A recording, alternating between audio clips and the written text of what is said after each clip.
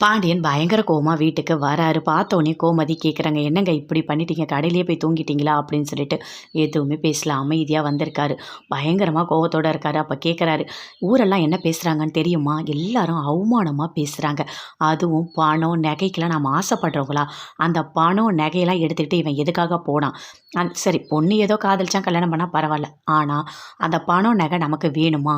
எதுக்காக ஒரு கெட்ட பேர், அதுவும் திருட்டு பட்டம்லாம் நமக்கு தேவையா?" அப்படின்னு சொல்லிட்டு பயங்கர கோவமா சொல்றாரு. "சொல்லு கோமதி சொல்லு" அப்படின்னு சொல்லிட்டு. அவங்க எதுவுமே பேசல. அமைதியா இருக்காங்க. கதிர கேட்குறாரு, "இங்க வாடா. வந்துட்டு ஒழுங்கா சொல்றேன். அந்த பணம், நகை அவ்வளவும் செலவாயிருக்காது. எல்லாத்தையும் கொண்டு வந்து இங்க குடுத்துரு. வேணுனா பணம் கூட நான் தரேன். ஆனா அந்த நகை மொத்தமும் இங்க வந்திருக்கணும்." அப்படின்னு சொல்லிட்டு கேட்குறாரு. எதுவுமே பேச முடியல. அப்படியே கதிர் பார்க்குறாரு. அமைதியா இருக்காரு. என்ன சொல்றதுன்னே தெரியல. "சொல்லுடா சொல்லு. இப்போ நகைய பணத்த கொண்டு வந்து குடுக்குறியா இல்லையா?" அப்படின்னு சொல்லிட்டு.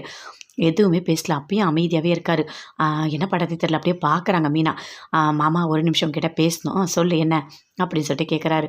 "இல்ல அந்த பணம், நகைலாம் திரும்ப வராது." அப்படின்னு சொல்லிட்டாங்க. "ஏன்? எதுக்காக?" அப்படின்னு சொல்லிட்டு பாண்டியன் கேட்குறாரு.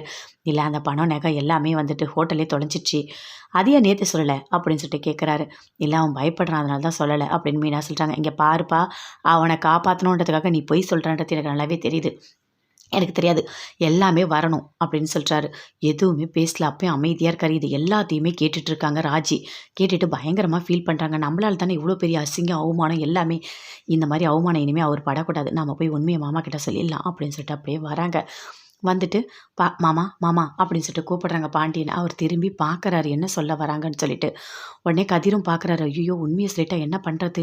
எதுவுமே சொல்லிடக்கூடாது. அதுக்கு முன்னாடி நாமளே பேசணும் அப்படின்னு சொல்லிட்டு யோசிக்கிறாரு. அந்த பணம், நகை எல்லாம் திரும்பி தரமாட்டேன். அது நான் தான் அந்த பணத்த வந்து எடுத்தேன். அதனால அத நான் செலவு பண்ணிட்டேன். இப்ப எதுக்காக இவர் கேட்கிறாரு? இவர் பணத்த எடுத்தேன்.